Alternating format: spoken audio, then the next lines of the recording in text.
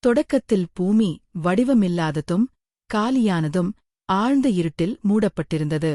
சிலர் இந்த குழப்ப நிலை ஒரு கிளர்ச்சிக்குப் பிறகு ஏற்பட்டதாக நம்புகிறார்கள்.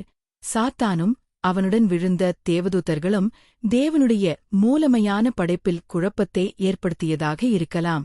இருப்பினும் தேவனுடைய ஆவி அந்த நீர்மேல் மிதந்து கொண்டிருந்தது, ஒழுங்கை மீண்டும் ஏற்படுத்த தயாராக.